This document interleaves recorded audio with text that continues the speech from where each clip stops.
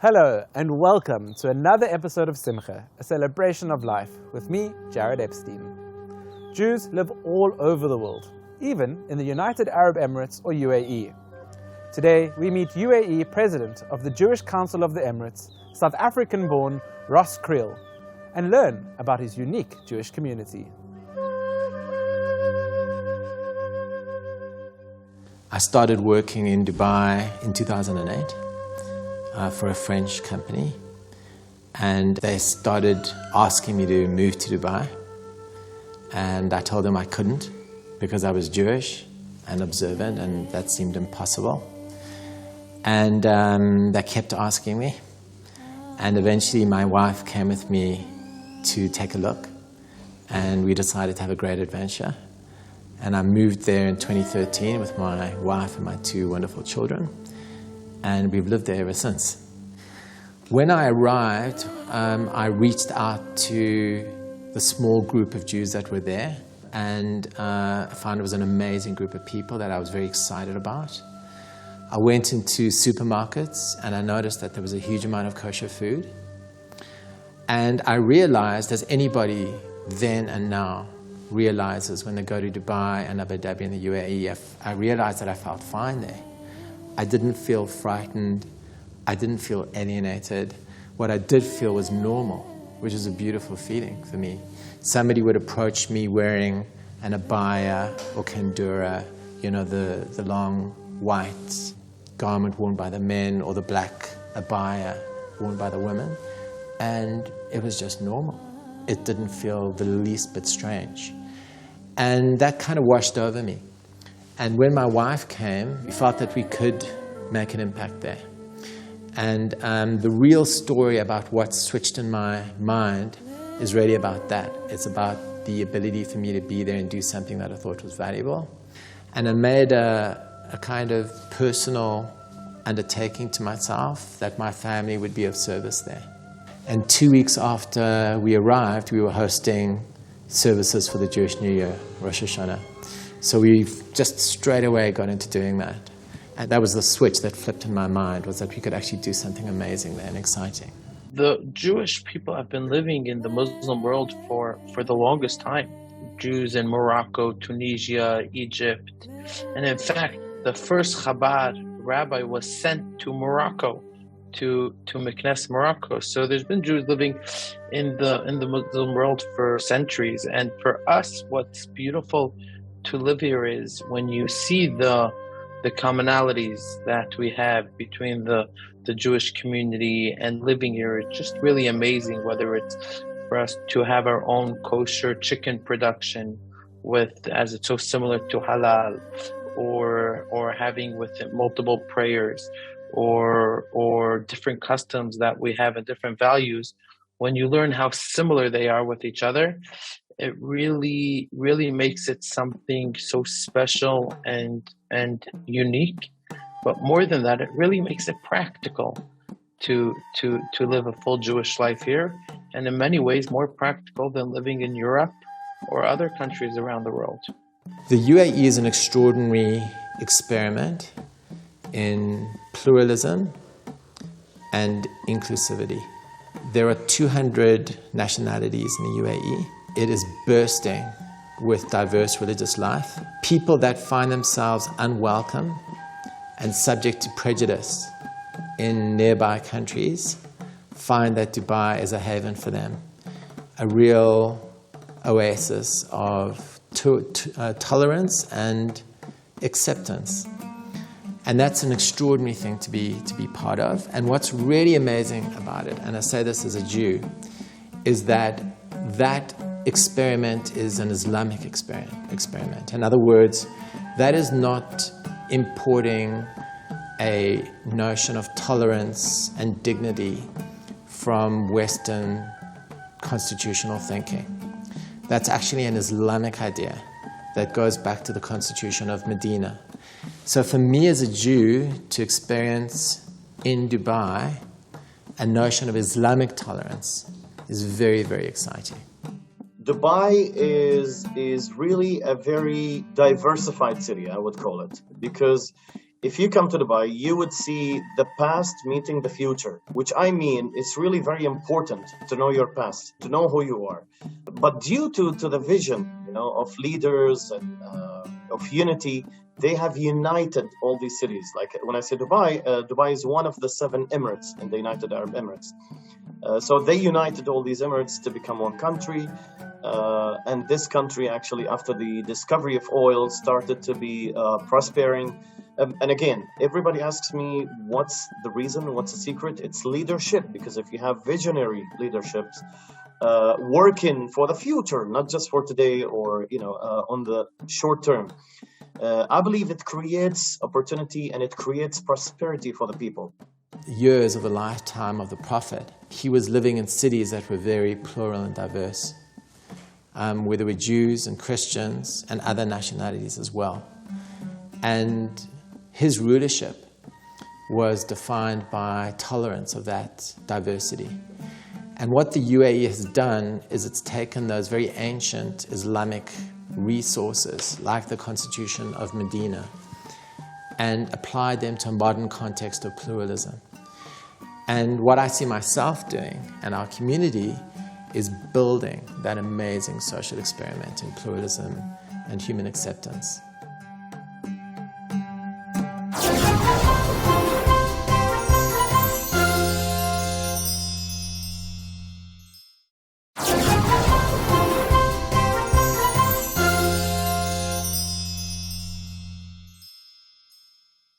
The fledgling UAE Jewish community has come from all over the globe, including places like Morocco, Syria, Iraq, Egypt, Lebanon, Algeria, USA, Europe, and South Africa.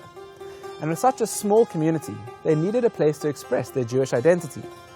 So South African Ross Creel, who was instrumental in the establishment of the community, rented out a villa for the community to come to pray and celebrate together. The first phase of our community there, which predated my arrival, was just finding other Jews, what we would call sort of Robinson Crusoe, right? Which is where you could be having a Friday night dinner with your family and imagine that you were the only Jews in the whole country and in the whole region. And that was a very lonely moment. So what Jews did in that first phase is look for each other, so that when I arrived, there was already a group. And it was clear that I was an observant Jew, that I was willing and wanting to help. So somebody said, well, why don't you host the Jewish New Year services? And I said, fine. I hardly knew my way around the city, but I was very willing to do it. And my wife and I just rented 2 apartments in a hotel, basically. We used the one for praying and the other for my family to sleep in. And everybody was, wow, great to meet you, and thanks for doing this. And because I was observant and because I so desperately needed community, I just very naturally started building, doing things, really out of a sense of necessity. The interesting thing about being Jewish is that if you want to be observant, you can't really be on your own. You actually need community. You need community for certain prayers. You need community to do certain things. So the religion forces you to find other people. And that's the sort of early phase of the community that I stepped into when I arrived. When I used to go in the late 90s, early the year 2000 and forward, I went for business and normally for 3-4 days. And I was aware and I participated in some clandestine Shabbat dinners that we would be notified that 7 o'clock, flat B, street this, will have a small ceremony. We don't know how many people will be there. And so it was kind of looking behind your shoulder and knocking the door and hoping you are in the right place. And somebody would have baked a challah for that day, and somebody, but we're talking about 7 people, 10 people, but no one have designed and thought or imagined what is happening right now.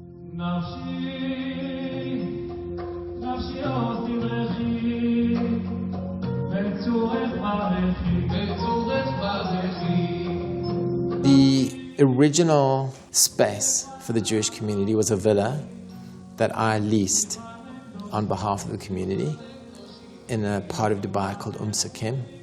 And that was a home, a bayit for the Jews that were living in the UAE. And it was a community center, it was a synagogue. On the outside, it was just a simple house. But for us, it was a place where we could speak Hebrew, where we could be together. And for many of our members who weren't saying that they were Jewish out there, this was a place where they could really fully express their Jewish identity. And what's exciting and interesting about the UAE is that Jews have never lived there before. So this was really the first synagogue ever in all of human history. And we knew that we were participating in something very fresh and very exciting. Now they will find many synagogues, 4 kosher restaurants, 3 kosher caterers, and real flourishing Jewish life. I've been in Dubai for most of the past 8 years, and I arrived on a Saturday. I went to work on Sunday, and Monday was going to be the first night of Passover, which is a big holiday for Jewish people. And fortunately, just before I left the US, through chasing a bunch of contacts, I sent an email that I called the email that went around the world, and then into an inbox in Dubai, which turned out to be Ross Creel's inbox. And he and I connected, and he said, hey, you'll be here for Passover, we'll figure something out. So I went to work on Monday, my husband and I get back to our hotel on Monday night, and the phone rang, and a voice on the other end, it wasn't Ross, but another voice that he'd spoken with said, hello, a car is coming to your hotel at 8 p.m. to pick you and your husband up. And a car and a driver were there. We went in the car and we were delivered to what was our secret villa. What happened by the Abrahamic Accord was really the normalization between the State of Israel and the United Arab Emirates. And this was the decision of the leadership led by His Highness Sheikh Mohammed bin Zayed Al Nahyan, where he says, hey guys, let's learn about our commonalities. Let's see what we have together. And let's build a brighter future for our children and for future generations. And what ended up happening through the Abrahamic Accord, it wasn't just bringing the Jewish people and Israel and the UAE or the Jews and the Muslims together. It actually made a global impact of connecting the West and the Middle East in the most fascinating way possible. We knew there was a new era. I mean, I'm going to say I could almost feel the ground shifting beneath me. However, when the Abraham Accords were announced first in that August of 2020, we were shocked, but we were not surprised. And by that, I mean that we knew something was happening.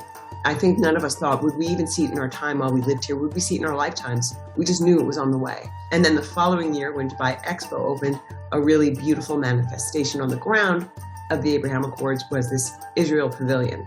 So to being a Jew who came here, never talked about being Jewish, people would maybe hurl some words about Israel and I would just not talk about it. To be able to be here as an open Jew and see the incredible Israel Pavilion at Dubai Expo, I think we all felt this is a drop mic moment. We achieved something, this country achieved something really beautiful, and we are blessed and thrilled to be able to tell that story of what it's been like to live here at this time. The Jewish community now, it's part of the UAE. You know, there is this new project in Abu Dhabi, the Abrahamic Family House, where there's a very huge synagogue is going to be next to a mosque and a church. So I think it's part of community in the UAE. You know, so the society, I would say, because it's well established and it's organized. And it's long lasting. I do see people that coming, that they have some narrative in their mind about Islam, about Muslims, and then they are coming here to Dubai, and they're amazed, and they learn how much, we have in common, and they see the positive things.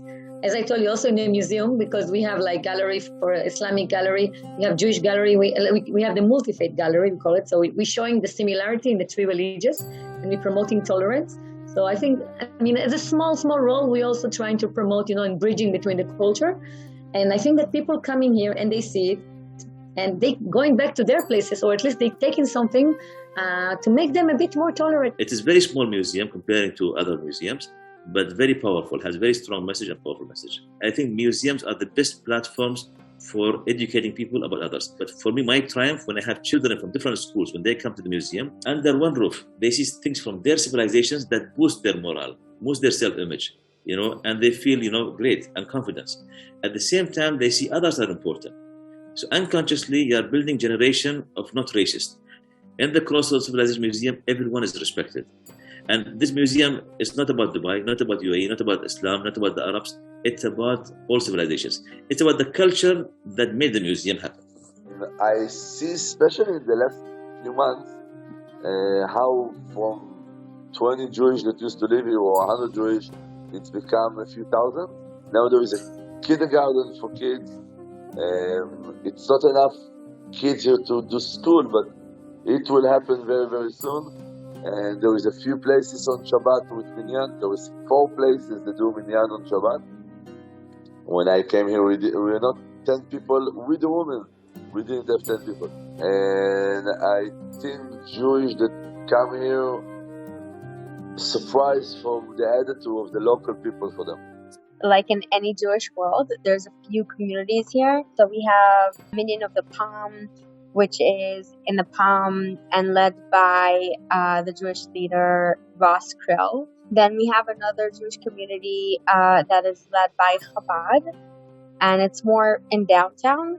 It's led by Rabbi Mendel Duchman. And then, of course, we have also Rabbi Eli Abadi's community, which is in Sukim, which is another area, and is also a beautiful, thriving community. And it's more of the Mizrahi part of Jews that go there. And of course, we have the community in Abu Dhabi that is led by Rabbi Levi Duchman, which is growing and growing every month, I would say. It's not as big as Dubai, and that's why there's also only one community here for now. And Rabbi Levi really puts his effort to make sure that Abu Dhabi will have a strong, together community. So when I think of my friendships with Emirati friends, I feel sometimes we're friends, we're having a meal together, yet we're kind of all moving this mountain. We're kind of shifting and moving this mountain together, and it's I feel aware of the weight of those friendships in a really beautiful, wonderful way. So what we feel from the Emiratis and those who have so stepped forward to be our brothers and sisters and attend events together and form friendships, I think the hope and what is actually happening is that trickles down to the rest of the population and becomes a beacon for the region and for the world. The most exciting experience I ever had was meeting Sheikh Mohammed bin Zayed, the Crown Prince of Abu Dhabi. We dedicated a Torah scroll to him in the memory of his father, Sheikh Zayed, the founder of the UAE. And meeting him in the palace, speaking about what a Torah is, the 5 books of Moses, the core text of the Jewish people, being face to face with what I consider to be one of the great leaders, real visionary. That was an extraordinary experience, and I had to pinch myself, even when I was there. He was actually moved to tears in that moment, and I'm feeling moved just remembering it. And he was moved by the Torah itself as a sacred text. Anybody who's seen a Torah has seen those letters written in ink on parchment, realizing that this is the original revelation given to Moses on Mount Sinai and kept as a treasure by the Jewish people for 3,000 years. It's very powerful and moving, and he was moved to tears by it.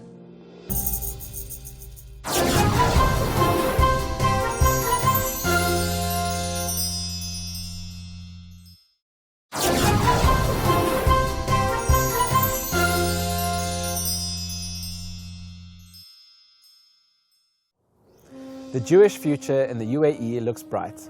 Today, there's a celebration of the Jewish past happening throughout the Middle East, where shuls and Jewish cemeteries are being restored. And through the recently signed Abraham Accord, all faiths appear to be living peacefully together. The last 70 years has been an unfortunate period of time for Jews and Muslims. Our sense of each other is refracted through conflict.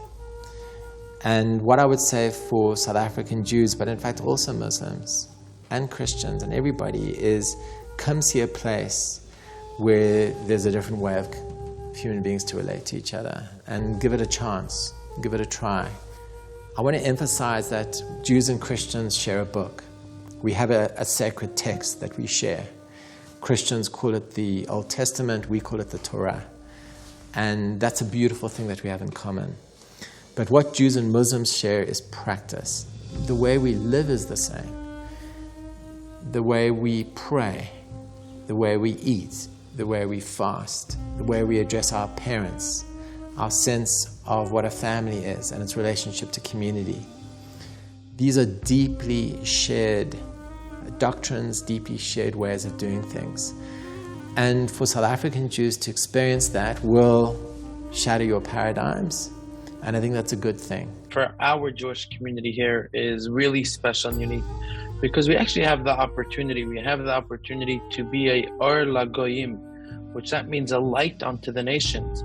And when other people see the Jewish community flourishing and growing in the UAE, a Jewish community which has the right values of social cohesion, values of tolerance, this is something which could actually have an impact not only on our local Jewish community here in the United Arab Emirates, but on the Jewish communities globally.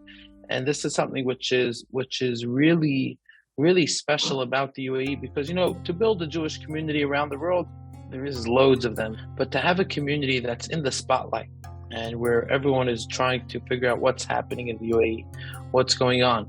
And if we could do it right, then we could build a strong, nice Jewish community here in one of the busiest cities in the Muslim world and succeed. It could be beautiful for others to follow and to continue building these beautiful communities, and this is the way we'll come to the ultimate peace and prosperity for all nations. And this is really what our job is, to come to this world and to make this world into a better place.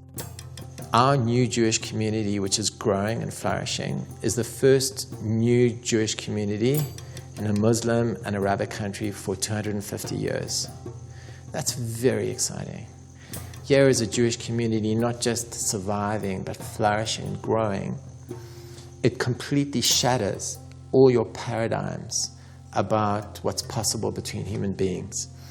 And people are tremendously excited by that. That brings us to the end of this week's episode of Simcha, a celebration of life. As always, we'd love to hear from you, so please send us a Facebook message at Spirit Sister Productions. From me, Jared Epstein, and the Simcha team, we'll see you next time.